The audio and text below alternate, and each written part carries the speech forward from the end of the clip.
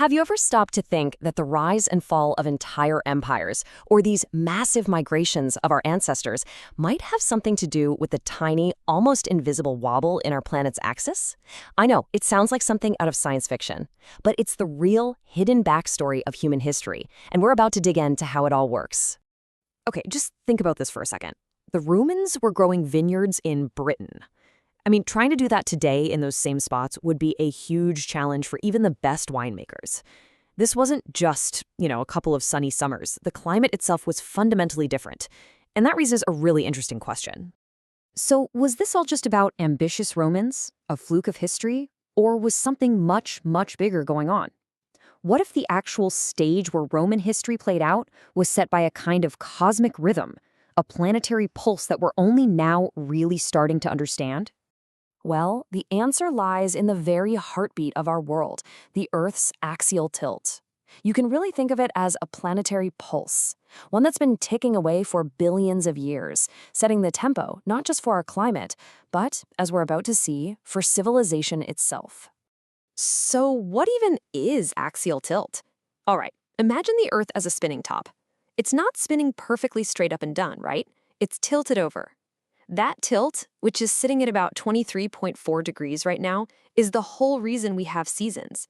When our part of the world is tilted toward the sun, we get summer. When it's tilted away, we get winter. Simple enough?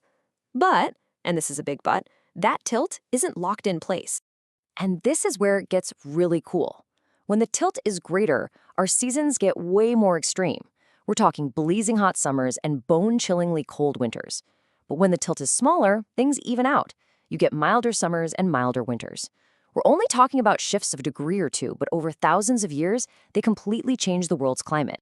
I love this metaphor of a climate metronome. It perfectly captures the idea.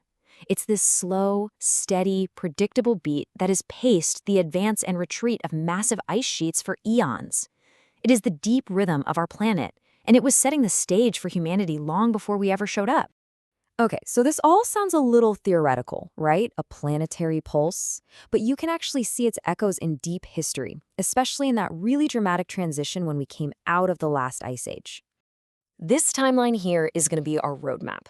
We'll start with the Great Ice Age retreat way back around 12,000 BCE. Then we'll hit a bizarre sudden cooling event, jump forward to that Roman warm period we talked about, and finish with the Little Ice Age. Every single one of these eras was shaped by the planet's quiet little wobble. So, back around 12,000 BCE, Earth's tilt was a bit larger than it is today. That meant more direct, intense summer sunlight was blasting the northern hemisphere. And that extrasolar energy, that was the key ingredient that helped melt the gigantic Laurentid ice sheet, which covered most of North America, literally reshaping continents and opening up brand new lands for people to migrate into. But, it wasn't a smooth ride. About 8,200 years ago, out of nowhere, there was a sudden, sharp cold snap. As the last of those ice sheets melted, this massive flood of fresh water messed with the ocean currents, and bam, the climate plunged back into the cold. And that kind of environmental stress forces a human response. Our early farming ancestors had a choice: innovate or starve. And that pushed them to invent new irrigation techniques and ways of farming that changed everything. And this planetary rhythm didn't just stop in prehistory. Nope. It kept on beating right through the age of empires and written history, influencing the fortunes of some of the greatest civilizations the world has ever seen. And the contrast between these two periods makes the connection crystal clear. During that Roman warm period, a slightly larger tilt meant warm, stable summers. That led to huge harvests and population growth, the perfect conditions for an empire to thrive. Fast forward a few centuries to the Little Ice Age. A slightly smaller tilt led to cooler, totally unpredictable seasons. The result? Crop failures, famine, and massive social unrest.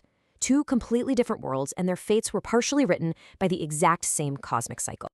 And look, this wasn't just a European story. Over in Asia, that same smaller tilt had a totally different but just as huge an effect. It weakened the all-important Indian monsoon. For the incredible urban civilization of the Harappans, less rain was a catastrophe. It forced them to abandon their magnificent cities and reorganize into smaller communities along the rivers. So when you start putting all of these pieces together, from melting ice sheets to failing monsoons, from the first farmers to the Roman legions, a really new and profound way of looking at our own past starts to take shape. This quote really nails it. The planet's tilt isn't some puppet master. It doesn't cause a war, it doesn't invent a new technology. It acts more like a silent architect. It designs the environmental stage, sometimes making it fertile and stable, other times harsh and chaotic. And it's on that stage that the whole drama of human history has to play out. Get a load of this number, 0.013 degrees. That's the rate the tilt is changing right now, every century. It seems like nothing, right? Absolutely tiny. But the power of this force isn't about speed, it's about persistence. It's that slow, relentless change piling up over thousands and thousands of years that moves mountains of ice and changes the course of civilization. And this is where the story truly comes full circle, because for the first time in planetary history, human activity is now part of this equation. As our glaciers melt at a faster and faster rate, the redistribution of all that water weight is causing its own tiny but measurable shifts in the planet's axis. We're not just the actors on the stage anymore. We are now actually starting to influence the architect itself. For millennia, our story, our entire history has been co-authored by a tilting planet, a silent partner in our journey. Now, as we're entering an age where our own actions can influence these massive planetary systems, the question isn't just about what the planet will do to us anymore.